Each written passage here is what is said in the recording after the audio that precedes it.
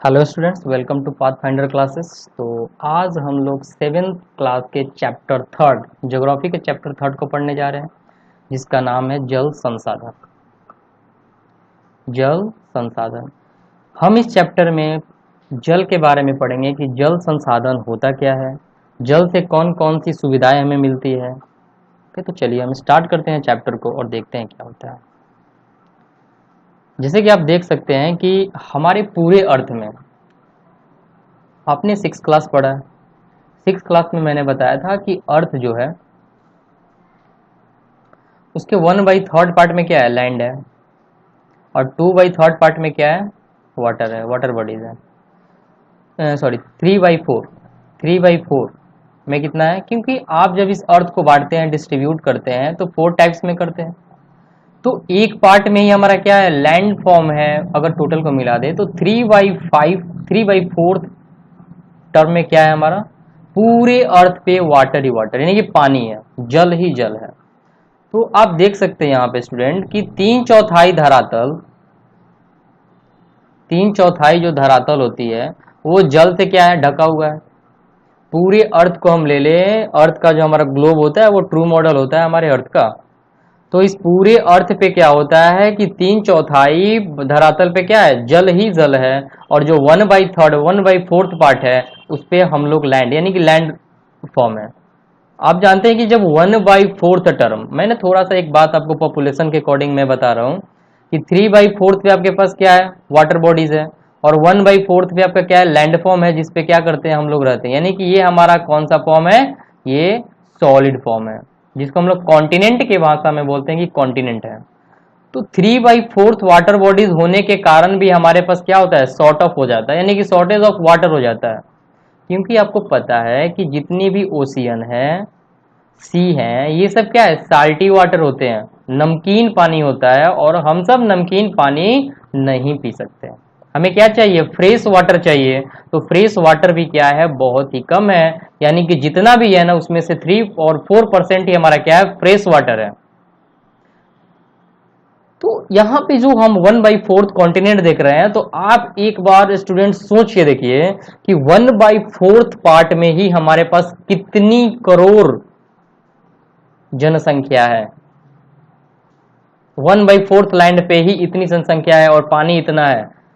भारत के पास ही आप सोच सकते हैं कि 138 करोड़ है।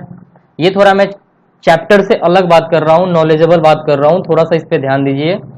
भारत के पास कितने, इंडिया के पास 138 करोड़ जनसंख्या है। चाइना के पास 143 करोड़ जनसंख्या है। अमेरिका के पास 22 करोड़ जनसंख्या है। आप देख सकते हैं कि मात्र 3 में ही इतने करोड़ जनसंख्या आप आ गए। 7 बिलियन पूरे वर्ल्ड की जनसंख्या है, मात्र 1/4 लैंडफॉर्म पे। तो सोचिए कि पानी हमारा कितना होगा। और इतने पानी होने के बावजूद भी हम लोग पानी के लिए क्या होते हैं, हमारे पास किल्लत हो जाती है पानी के लिए, हम तरसते हैं। कहीं कहीं तो सूखे पड़ जाते हैं, और कहीं कहीं इतनी पानी हो जाती है कि लोग बाढ़ से परेशान हो जाते हैं। ये पानी का, ये जल का क्या है, स्रोत है। अब देखिए, आप देखते हैं एक ही समय में देखते हैं कि कहीं सूखा हो जाता है तो कहीं बाढ़ आ जाती है।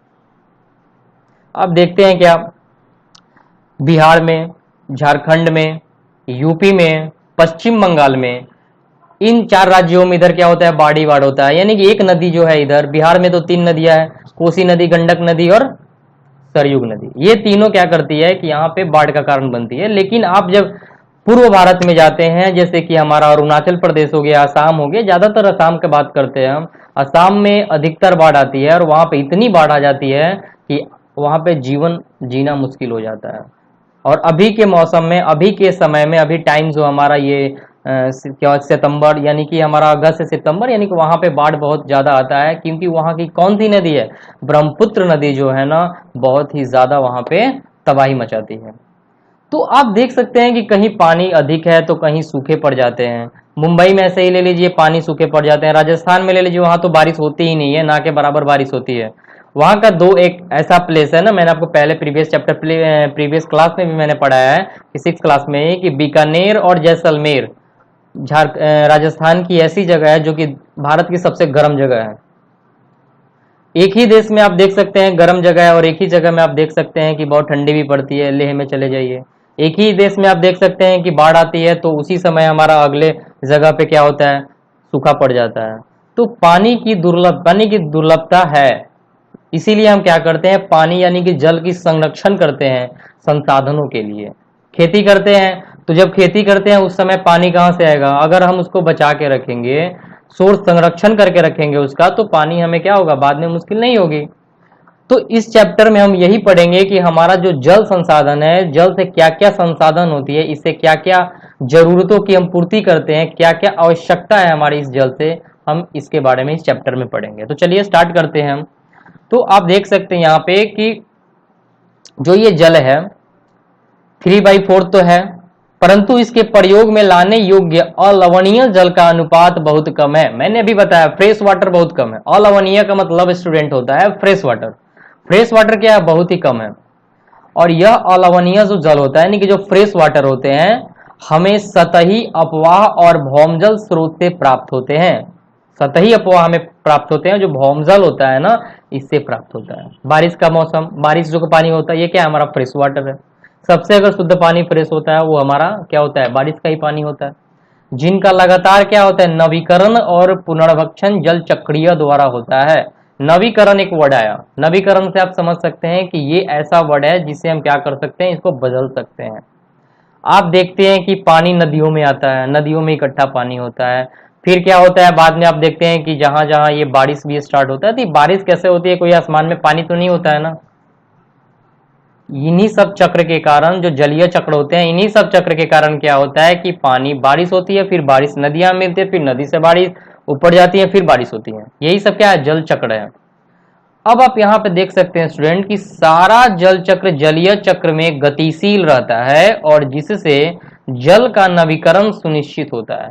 अब जल का नवीकरण वर्ड आया, फिर नवीकरण का मतलब होता है कि हम जिसे पुनः प्राप्त कर सकते हैं, फिर से हम उसको क्या कर सकते हैं, रिवाइव कर सकते हैं। तो जल चक्र में क्या होता है कि जल, बारिश होती है, बारिश की पानी नदी में इकट्ठा होती है, नदी की पानी फिर बादल बनती है, बादल बन के फिर बारिश होती है। ये चक्र चलते रहता है जिसके कारण जल का नवीकरण सुनिश्चित हो पाता है। अब आप यहाँ पे देख सकते हैं कि जब पृथ्वी का 3/4 भाग जल से घिरा है और जल एक नवीकरण योग्य संसाधन है, तब भी विश्व के अनेक देशों के क्षेत्रों में जल की कमी कैसे है। इतनी बातें आप जान गए कि पानी भी, जल भी बहुत ज्यादा है, 3/4 है। हमारे जीवन यानी कि रहने से भी ज्यादा पार्ट में क्या है, पानी है। जल हमारा एक नवीकरणीय है, नवीकरण योग्य संसाधन है, फिर भी किसी किसी विश्व के किसी देशों में क्या होता है, पानी के लिए, जल के लिए हम तरस जाते हैं, इतना पानी होने के बावजूद भी। चलिए स्टूडेंट आगे देखते हैं। ऐसी भविष्यवाणी क्यों की जाती है कि 2025 में 20 करोड़ लोग जल की नितांत कमी झेलेंगे। आप देख सकते हैं ये स्टूडेंट दिया हुआ है कि 2025 तक क्या होगा कि 20 करोड़ ऐसे लोग होंगे जो जल की नितांत कमी को झेलेंगे, यानी कि जल के कमी के कारण लोग मरेंगे, प्यासे मर जाएंगे। क्योंकि आजकल आप देख सकते हैं कि जल का संरक्षण बहुत ही ज्यादा जरूरी है। आप कहीं देख सकते हैं पानी की बर्बादी हो रही है, जल की बर्बादी हो रही है। ओके, तो हमें क्या करना चाहिए, जल को इकट्ठा करना चाहिए, जल को संरक्षण करना चाहिए, बचाना चाहिए और उसे यूटिलाइज करना चाहिए वैसे स्थान पे जहां पे उसकी जरूरत हो।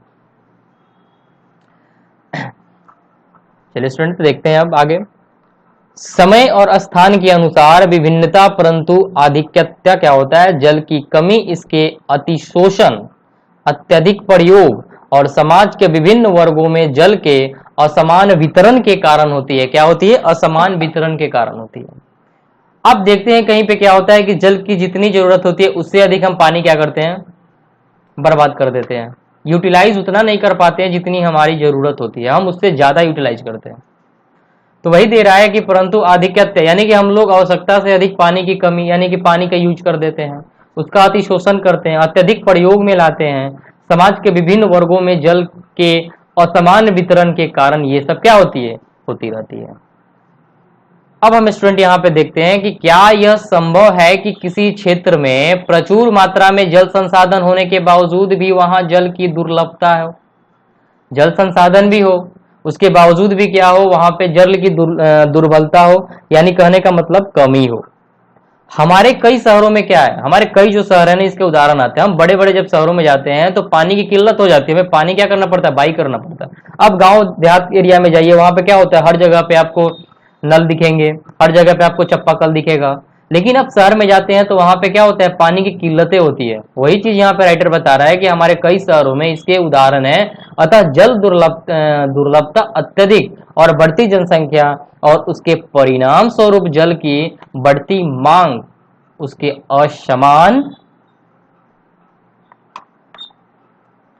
असमान जल के विशाल भंडार है, और इसके नवीकरण योग्य गुणों के होते हुए यह सोचना भी मुश्किल है कि हमें जल दुर्लभता का सामना करना पड़ सकता है। इतना जल है फिर भी हमें क्या करना पड़ता है, सोच में पड़ जाते हैं कि सूखा पड़ गया, पानी की किल्लतें आ गई। जैसे कि हम जल की कमी की बात करते हैं तो हमें तत्काल की कम वर्षा वाले क्षेत्र का या सूखाग्रस्त इलाकों का ध्यान आता है। हमारे मानस पटल पर परंतु तुरंत राजस्थान के मरुस्थल और जल के भरे मटके संतुलित करती हुई जल भरने के लिए लंबा रास्ता तय करनी पनिहारनियों के चित्र को दर्शाते हैं। कहने का मीन्स है कि यहाँ पे जो ये राइटर दे रहा है ना, राजस्थान में पानी की बहुत ही ज्यादा किल्लत होती है, कई मीलों मीलों तक पैदल जाना पड़ता है और पानी की एक मटके में वहां से लाना पड़ता है। मटके में भर के लोग मीलों तक पैदल चलते हैं और घर अपने लाते हैं। यह सच है कि वर्षा में वार्षिक और मौसमी परिवर्तन के कारण जल संसाधन की उपलब्धता में वितरण का परिणाम हो सकता है। हम बचा सकते हैं बारिशों में जल संसाधन को। जल जो होता है अधिक जनसंख्या के लिए घरेलू उपयोग में ही नहीं बल्कि अधिक अनाज उगाने के लिए भी चाहिए। जल क्या चाहिए हमें, कृषि के लिए भी चाहिए, एग्रीकल्चर खेती के लिए भी चाहिए। हमें घरेलू केवल उपयोग में ही जल जरूरत नहीं पड़ती है, हमें खेती करनी पड़ती है, उसमें भी जल की जरूरत पड़ती है। अतः अनाज का उत्पादन बढ़ाने के लिए जल संसाधनों का अतिशोषण करके ही सिंचित क्षेत्र बढ़ाया जा सकता है।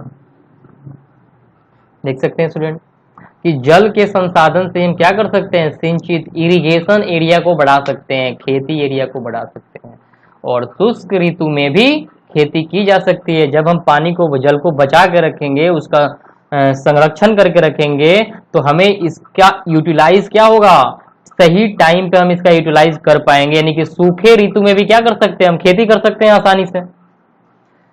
सिंचित जो कृषि होती है ना, में जल का सबसे ज्यादा उपयोग होता है। सिंचित इरिगेशन एग्रीकल्चर, आप देख सकते हैं धान की खेती है, धान की खेती में पानी सबसे ज्यादा लगता है कि नहीं लगता है। वही बोल रहे हैं यहाँ पे कि सिंचित कृषि में जल का सबसे ज्यादा उपयोग होता है। तो देख सकते हैं स्टूडेंट यहाँ पे शुष्क कृषि तकनीकों और सूखा प्रतिरोधी फसलों के विकास द्वारा अब कृषि क्षेत्रों में क्रांति लाने की आवश्यकता है। हम देख रहे हैं कि सूखा खेती ऊपर रहा है, तो हमें क्या करना चाहिए, हर जगह पे सूखा यानी पानी के लिए हमें क्रांति लानी चाहिए। आप देखिए यहाँ पे ये Kashmir earthquake survivor carries water in the snow in a devastated village, जो बर्बादी वाले इलाके जहाँ पे हुए हैं, डिवास्टेड जो विलेज है, वहां पे देखिए कैसी ये औरत पानी लेके जा रही है। यहाँ पे आप देख रहे हैं लंबी कतारें लगी हुई है पानी की, और हम क्या करते हैं यहाँ पे कि पानी की बर्बादी करते हैं। तो पानी का वैल्यू ना अभी समझ में नहीं आता है, लेकिन जब हम जाते हैं ना किल्लत वाले स्थानों पे जहाँ पानी की किल्लतें होती है, तब जाके पता लगता है कि पानी कितनी आवश्यकता है, और दिमाग ठिकाने आ जाता है। ओके, तो आप देख सकते हैं यहाँ पे कि पानी जो है बहुत ही जरूरी है। कहीं पे तो पानी के लिए घंटों तक लाइन लगानी पड़ती है। आप पिक्चर में ही देखिए, यहाँ पे पिक्चर में क्या दिया हुआ है, इसे देख के आज से ही पानी की दुर्लभता को समझिए, पानी की किल्लत क्या होती है उसे समझिए, और पानी की बर्बादी कम करिए। जैसे दे रहा है स्टूडेंट यहाँ पे कि एक और इजराइल जैसे 25 सेंटीमीटर औसत वार्षिक वाले देश में जल का कोई अभाव नहीं है, तो दूसरी ओर 114 सेंटीमीटर औसत वार्षिक वाले हमारे देश में प्रति वर्ष किसी भाग में सूखा आवश्यकता पड़ता है, अवश्य पड़ता है। 114 सेंटीमीटर बारिश होती है हमारे देश में, और सबसे ज्यादा आपको पता है मेघालय में होता है, सॉरी मिजोरम में होता है, चेरापूंजी में नहीं, सॉरी मेघालय में।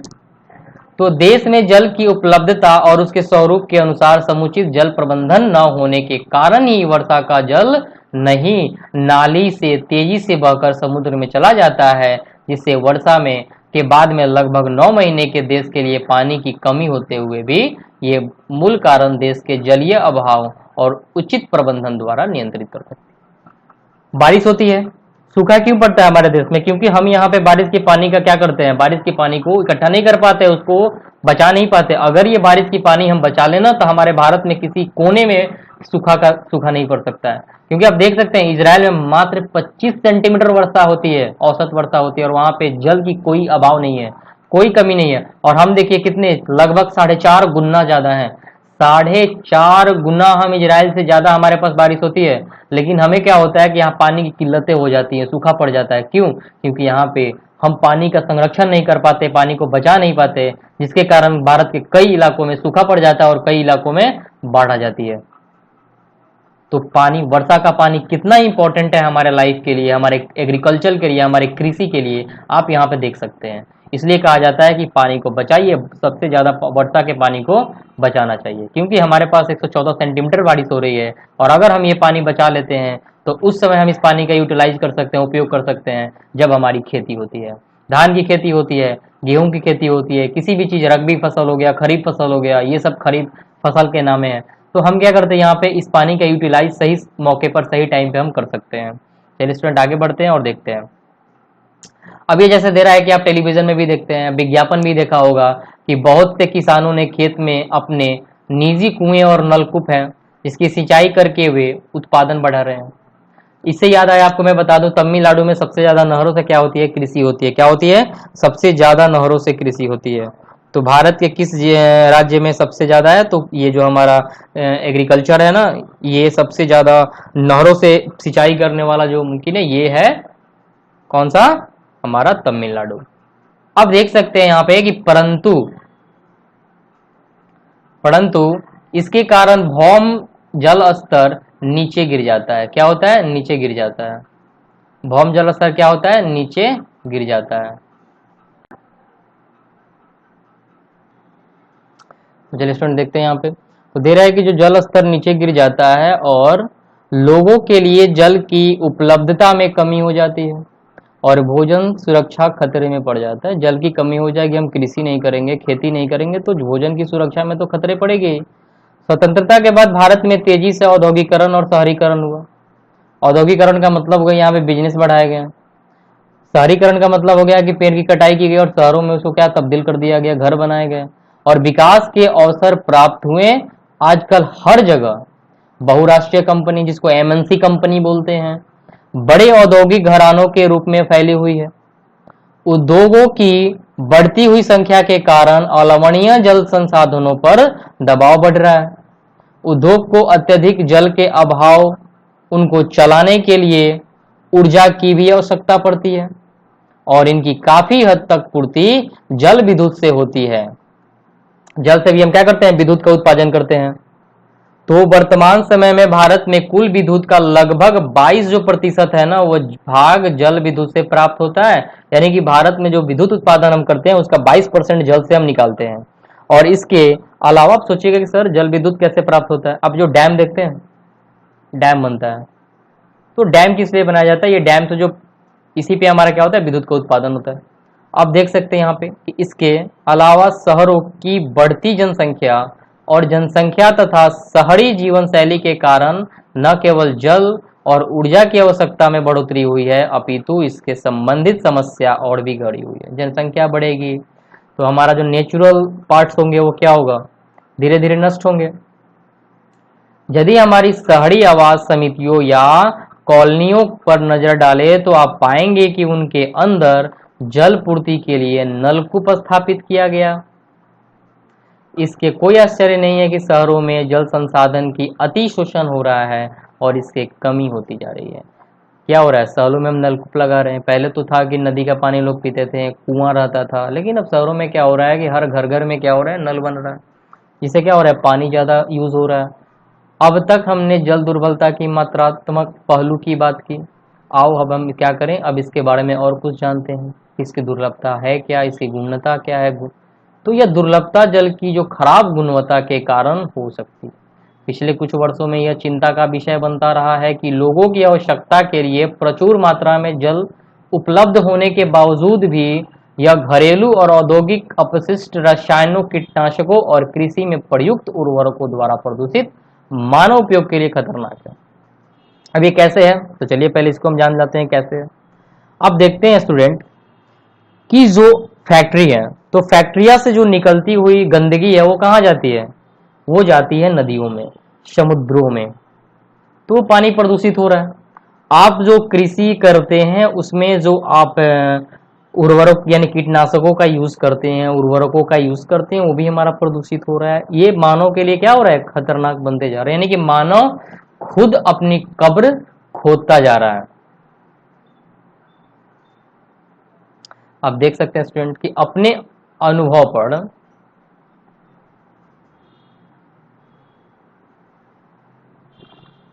अब जैसे स्टूडेंट आप देख सकते हैं कि अब बहुउद्देशीय जो नदियाँ होती है, नदी परियोजनाएं और समन्वित जल संसाधन प्रबंधन के बारे में हम इस चैप्टर में अब यहाँ पे इस टॉपिक में पढ़ेंगे। तो हम जल का संरक्षण और प्रबंधन कैसे करें, कैसे हम जल को बचाएं, कैसे हम जल का प्रबंधन कर लें कि हमारी आने वाली समय में, आने वाले टाइम में जब खेती हो तो इसको सही समय पर हम इसका यूटिलाइज यानी कि उपयोग कर सकें। तो पुरातत्व, वैज्ञानिक और ऐतिहासिक अभिलेख दस्तावेज बताते हैं कि हमें प्राचीन काल में सिंचाई के लिए पत्थरों और मलबे से बांध, जलाशय अथवा झील के तटबंध और नहरें जैसी उत्कृष्ट जलीय कृतियां बनाई गई। अभी देखते हैं आप नहर बनाए जाते हैं, इसमें पानी इकट्ठा होती है, झील रहते हैं। इसमें कोई आश्चर्य नहीं है कि हम परिपाटी आधुनिक भारत में भी जारी है, ये सब आधुनिक भारत में भी हो रहे हैं, कोई आश्चर्य की बात नहीं है। अधिकतर नदियों को बेसिनों में बांध बनाए गए हैं, उनके बेसिन में भी क्या कर दिया गया, बांध बना दिए गए। आप देखते हैं कि बांध बनते रहते हैं। अब ये जैसे दे रहा है, ये बहुत इंपॉर्टेंट है स्टूडेंट, ये कंपटीशन में भी बहुत ही ज़्यादा पूछता रहता है, तो आप इसे जान लीजिए तो बेटर ही रहेगा। जैसे प्राचीन भारत में जलीय कृतियां करे कि ईसा के 1 शताब्दी पहले इलाहाबाद के नजदीक श्रृंगवेरा में गंगा नदी की बाढ़ में जल की संरक्षित करने के लिए एक उत्कृष्ट जल संग्रहण तंत्र बनाया गया। कहाँ पे, श्रृंगवेरा में। कहाँ पे, श्रृंगवेरा में। और किस नदी के बाढ़ से, गंगा नदी के बाढ़ से। चलिए दूसरा पॉइंट देखते हैं। फिर कर रहा है यहाँ पे कि चंद्रगुप्त मौर्य के समय बृहत स्तर पर बांध, झील और सिंचाई तंत्रों का निर्माण करवाया गया। किसके, चंद्रगुप्त मौर्य। ये हिस्ट्री जब पढ़ेंगे ना बहुत इंटरेस्टिंग, मजा आता है। ये मौर्य वंश के संस्थापक थे चंद्रगुप्त मौर्य। अब हम देख रहे हैं यहाँ पे कलिंगा। फिर करेंगे, ये जो चंद्रगुप्त मौर्य थे ना, इनका तो नाम आपने कम ही सुना होगा, लेकिन आप अशोक के बारे में बहुत अच्छे से जानते होंगे और बहुत अच्छे से परिचित भी होंगे। चक्रवर्ती राजा अशोक, ठीक है, प्रियदर्शनी भी इनका नाम था। ये चंद्रगुप्त के पोता थे, यानी कि क्या थे, चंद्रगुप्त के पोता थे। कौन, अशोक। तो ये जो कलिंग है कहाँ पे, ओडिशा में। नागा अर्जुन कोंडा, ये कहाँ पे, आंध्र प्रदेश में है। बेन्नूर, ये कहाँ पे, कर्नाटक में है। कोल्हापुर, ये कहाँ है, महाराष्ट्र में है। उत्कृष्ट सिंचाई तंत्र होने के सबूत मिलते हैं। क्वेश्चन आ जाए कलिंग कहाँ पे है, तो ओडिशा में है। नागा अर्जुन कोंड कहाँ पे है, नागार्जुन कोंड कहाँ है, तो आंध्र प्रदेश में है। कर्नाटका में बेन्नूर है। कोल्हापुर कहाँ है, महाराष्ट्र में है। आगे देखते हैं। और अपने समय के सबसे बड़ी कृत्रिम झीलों में से एक भोपाल झील 11वीं शताब्दी में बनाई गई थी। कृत्रिम झील है और ये बड़ी है। 14वीं शताब्दी में इल्तुतमिश ने दिल्ली के सिरी फोर्ट के क्षेत्र में जल की सप्लाई के लिए हौज खास एक विशिष्ट तालाब बनवाया। स्टूडेंट, और ये कहाँ से सोर्स लिए गए हैं, डाइंग विजडम CSC 97 से लिए गए हैं। ओके स्टूडेंट, चलिए आगे बढ़ते हैं और देखते हैं। अब हम देख सकते हैं स्टूडेंट की स्वतंत्रता के बाद शुरू हुई जो समन्वित जल संसाधन है ना प्रबंधन, इसके उपगम आधारित बहुउद्देशीय परियोजनाओं को उपनिवेश काल में भी बांधाओं पर करते हुए देश के विकास और समृद्धि के देशों से ले जाने वाले वाहन के रूप में ले गया, देखा गया।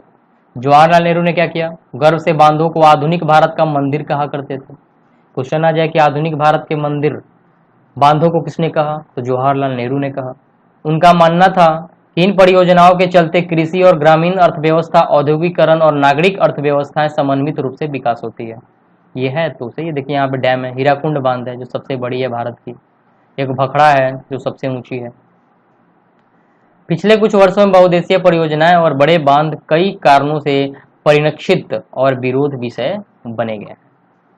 देखते हैं यहाँ पे अब जैसे कि यहाँ पे दिया हुआ है कि स्टूडेंट बांध क्या है, ये तो हीराकुंड बांध है। देखिए यहाँ पे ये हीराकुंड बांध है, नदी पे कैसे पानी को एकत्रित किया गया है। अब पढ़ेंगे बांध क्या है, वे हमें जल संरक्षण और प्रबंधन को कैसे सहायक होते हैं, कैसे बचाते हैं। परंपरागत बांध नदियाँ वर्षा जल को इकट्ठा करके बाद में उसे खेती की सिंचाई के लिए हम क्या करते हैं, उपलब्ध करवाते हैं।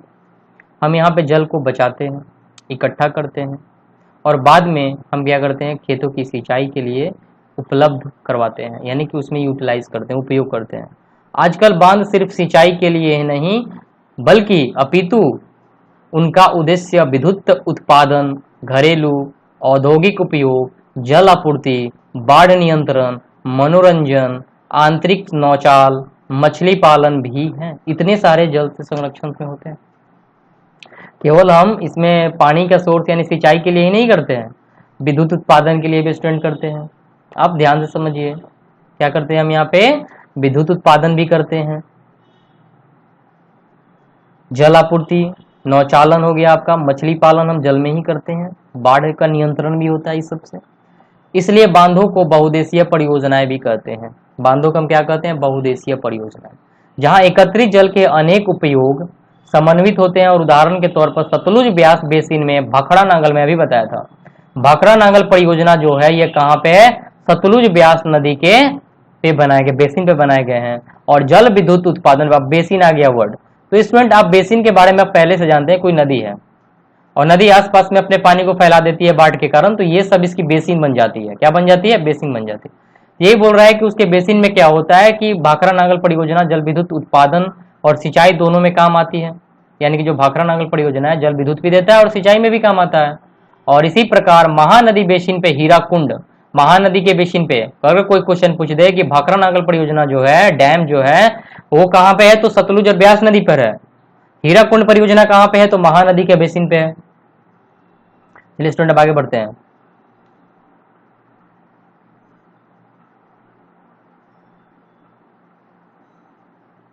तो आप देख सकते हैं यहाँ पे कि जैसे कि यहाँ पे पॉइंट दिया हुआ है कि विरोध के विषय क्या हो गए, बन गए। यहाँ पे विरोध का विषय सब बन गया था। नदियों पर बांध बनाने और उनका बहाव नियंत्रित करने और उनकी प्राकृतिक बहाव अवरुद्ध होता है, यानी कि रोका जाता है, जिसके कारण तलछट बहाव कम हो जाता है। क्या होता है, तलछट जो बहाव होता है वो कम हो जाता है। और अत्यधिक तलछट जलाशय की तली पर जमा हो जाता है, जिससे नदी का तल अधिक चट्टानी हो जाता है। और नदियाँ जो नदी होती है वह जलीय जीव आवासों में भोजन की कमी हो जाती है और बांध नदियों को टुकड़ों में बांट देते हैं। बांध क्या होते हैं, नदियाँ जो होती है बांधों को टुकड़ों में बांट देते हैं, जिसके कारण बांध टूट जाते हैं। जिसके विशेषकर अंडे देने की ऋतु में जलीय जीवों के नदियों में स्थानांतरण अवरुद्ध हो जाता है और बाढ़ के मैदान बनाए जाने पर जलाशयों द्वारा वहां मौजूद वनस्पति और मिट्टियां जल में डूब जाती है, जो कालांतर में अपघटित हो जाती है। ये सब बाढ़ के कारण होने वाली घटनाएं हैं। चलिए स्टूडेंट अब देखते हैं यहाँ पे, तो बहुउद्देशीय परियोजनाएं और बड़े बांधों के पर्यावरणीय आंदोलन, जैसे कि नर्मदा बचाओ आंदोलन, बहुत सारे आंदोलन भी चलाए गए। नर्मदा नदी को बचाने की नर्मदा बचाओ आंदोलन, टिहरी बांध आंदोलन चलाया गया, इसके कारण भी बन गए हैं। और इन परियोजनाओं का जो विरोध मुख्य रूप से स्थानीय समुदायों के बृहत स्तर पर विस्थापन के कारण है। क्या है, विस्थापन के कारण।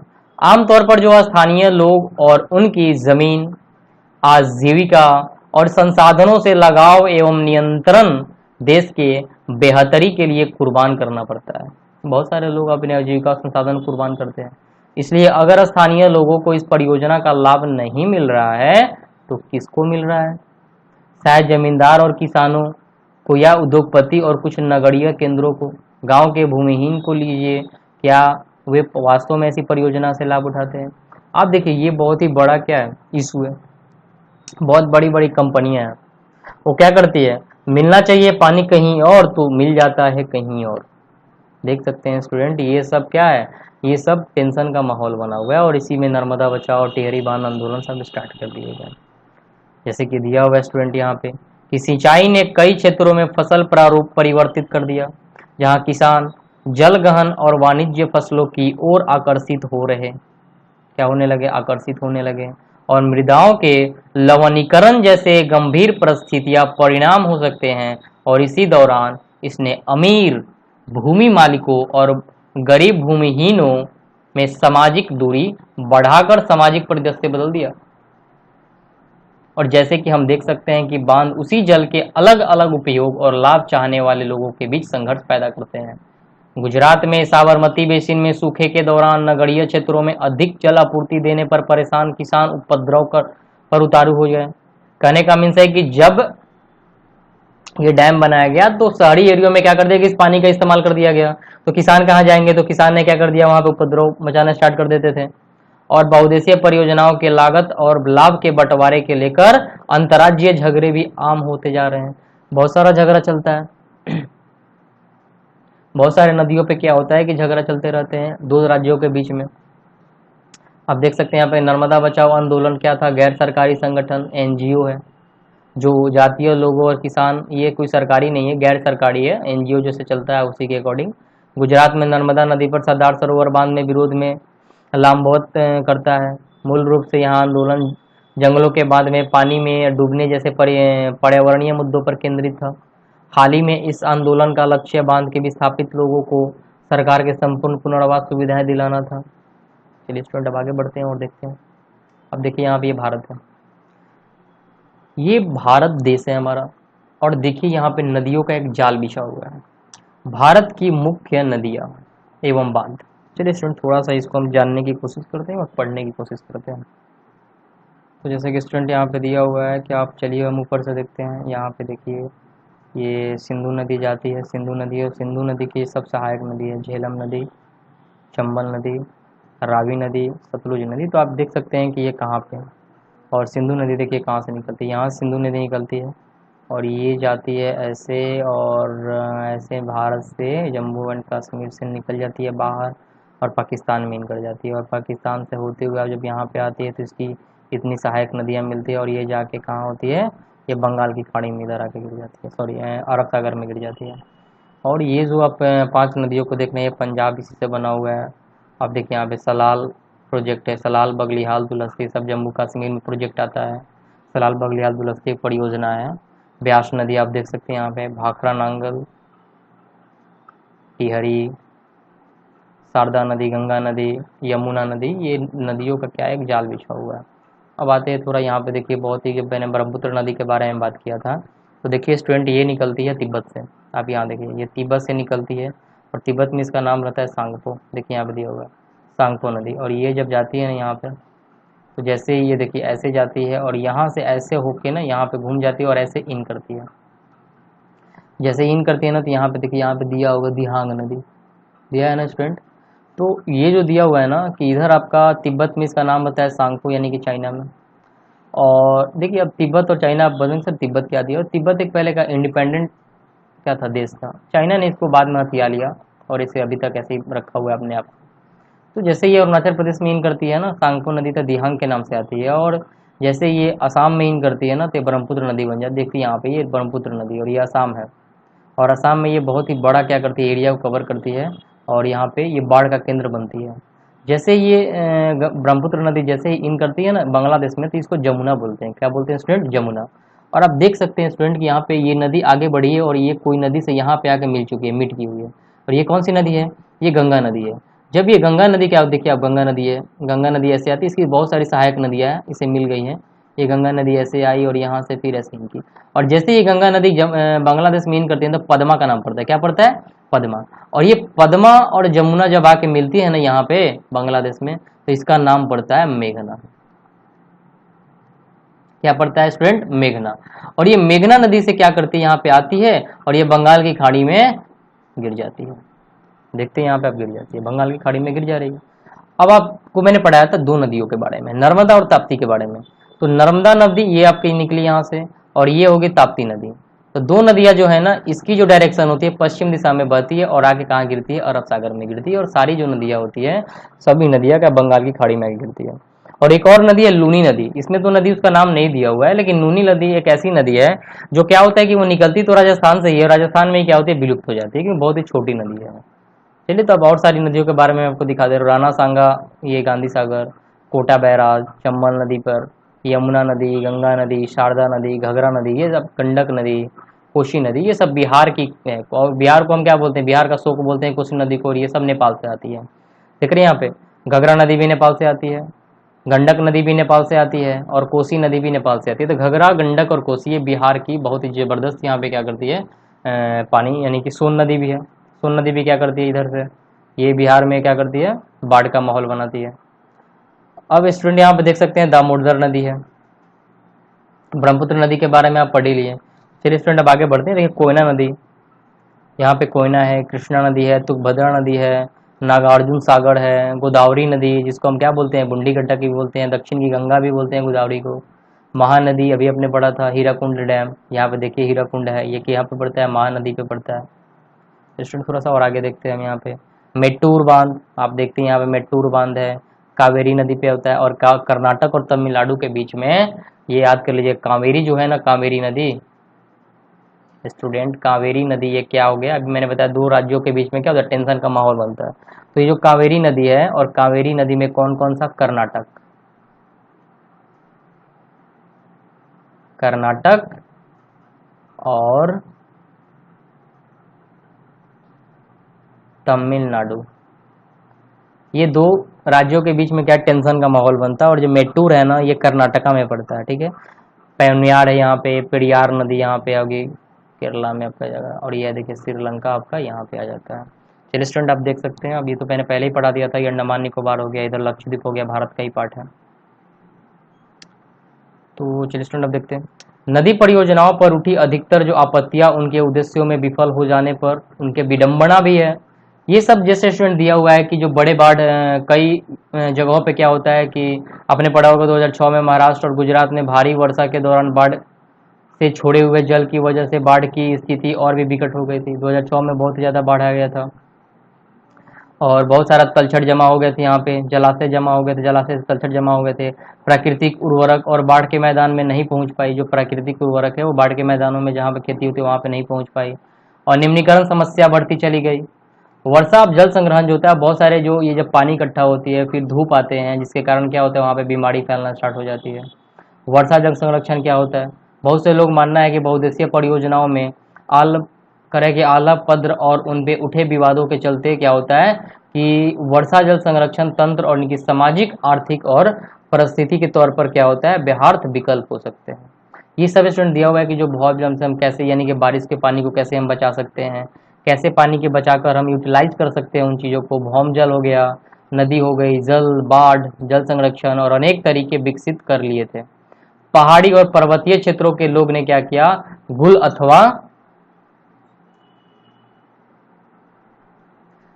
अथवा कुल, जो पश्चिमी हिमालय जैसी वाहिकाएं नदी की धारा का रास्ता बदलकर खेतों में सिंचाई के लिए क्या कर दी गई थी, बनाई गई थी। पश्चिम भारत में क्या था, विशेषकर राजस्थान में, पश्चिम में हमारा क्या है, राजस्थान, पीने का जल एकत्रित करने के लिए छत वर्षा जल संग्रहण का तरीका आम था। जल पे क्या कर दिया गया था, छत पे, यानी कि बड़े बड़े कुओं की तरह, कुओं की तरह, नल की या नहरों की तरह बना दिए जाते थे, और उसमें पानी इकट्ठा किया जाता था। पश्चिम बंगाल में बाढ़ के मैदान में लोग अपने खेतों में सिंचाई के लिए बाढ़ जल वाहिकाएं बनाते थे, यानी इकट्ठा करने के लिए। जल वाहिकाएं का मतलब हो गया जल का संरक्षण करना। शुष्क अर्ध शुष्क क्षेत्रों में खेतों में वर्षा का जल एकत्रित करने के लिए गड्ढे बनाए जाते थे, ताकि मृदा को सिंचित किया जा सके, इरिगेट किया जा सके। संरक्षित जल की खेती के लिए उपयोग में लाया जा सके, यानी कि जब खेती हो तो उसको उपयोग में ला सके।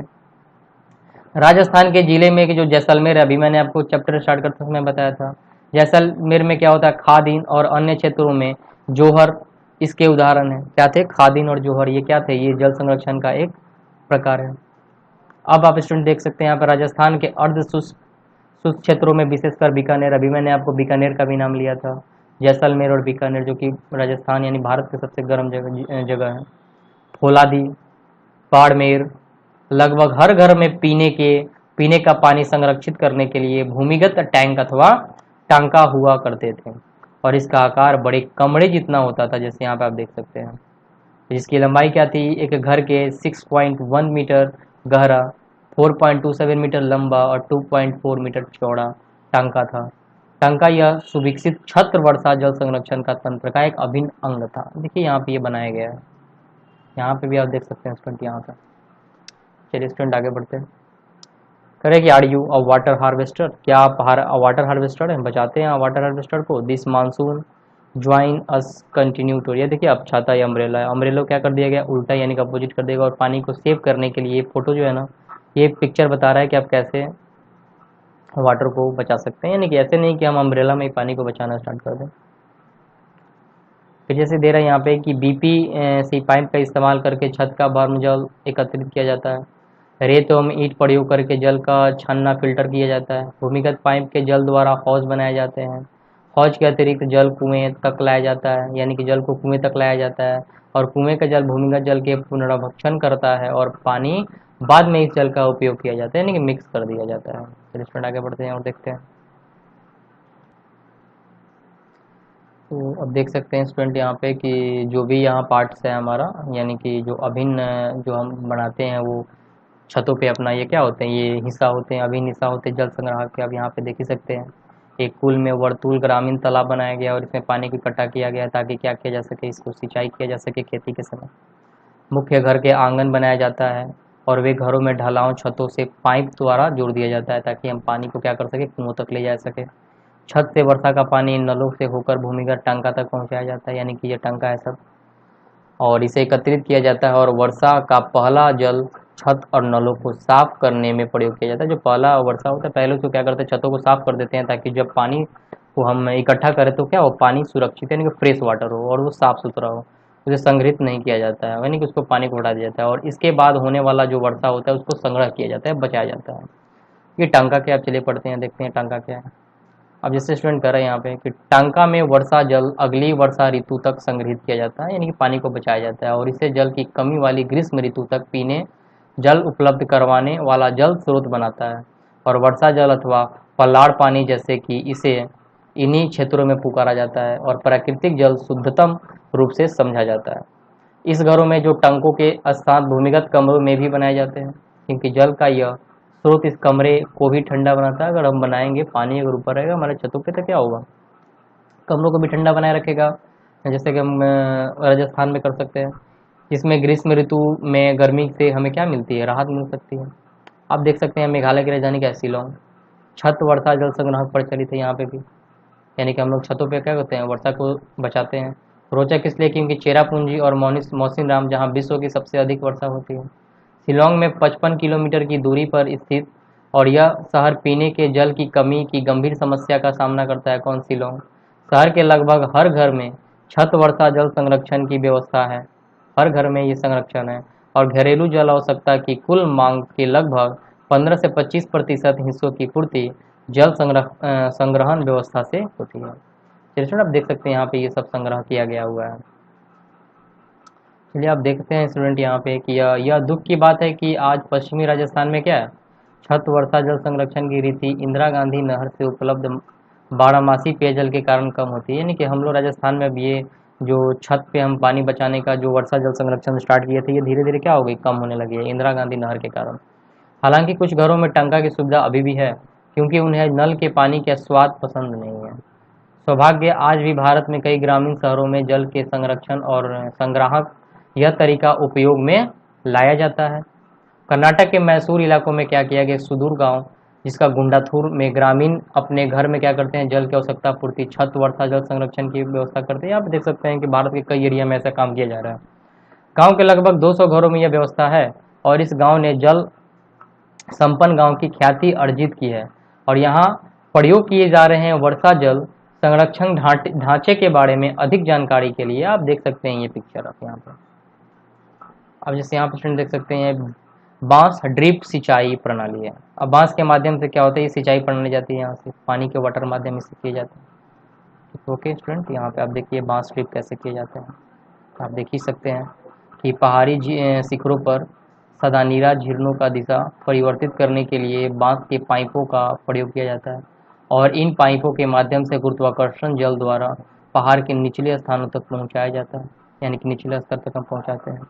अब यहाँ देखते हैं ये सब पिक्चर में आप देख ही सकते हैं ये सब काम किया गया है। 10 बढ़ाई के साथ क्या होता है कि संग्राहक तथा 80% है। यहाँ पे क्या होता है, जो हम पानी की जो संग्राहक है, यहाँ पे पानी को हम बचाते हैं, यहाँ पे लोग जो है 80% ऐसे लोग हैं जो पानी को क्या करते हैं, बचाते हैं। हर घर लगभग प्रत्येक वर्ष 50,000 मीटर जल का संग्रह और उपयोग करता है। देख सकते हैं यहाँ पे अगर हर जगहों पे हम हर एरिया में ऐसा करना स्टार्ट करते तो हम पानी को कितना बचा सकते हैं। 200 घर द्वारा हर वर्ष क्या देखिए यहाँ पे 1 करोड़ 10 लाख के आसपास एकत्रित किया जाता है। तमिलनाडु एक ऐसा राज्य है जहाँ पूरे राज्य में हर घर के छत वर्षा जल संग्राहक ढांचे का बनाना आवश्यक कर दिया गया। यानी कि तमिलनाडु में यह आवश्यक है कि आपके घर पे क्या करना है, जल संग्राहक बनाना आवश्यकता है, और इस संदर्भ में दोषी व्यक्तियों पर कानूनी कार्रवाई हो सकती है। तो स्टूडेंट आप देख सकते हैं यहाँ पे कि तमिलनाडु हमारा कितना डेवलप स्टेट है, और वो वहाँ पे क्या होता है ना कि सबसे ज़्यादा यानी कि जो नहरों के इस्तेमाल सबसे ज़्यादा जो होती है खेती की सिंचाई के लिए, वो कहाँ होता है, वो तमिलनाडु में ही होता है। तो स्टूडेंट आपका 7th क्लास के ज्योग्राफी का ये चैप्टर नंबर 3 था, जो कि आज हमने क्या कर लिया, फिनिश किया। तो अगर आपको ये स्टूडेंट वीडियो पसंद है तो लाइक शेयर और सब्सक्राइब करना ना भूलें। तो थैंक्स फॉर वॉचिंग।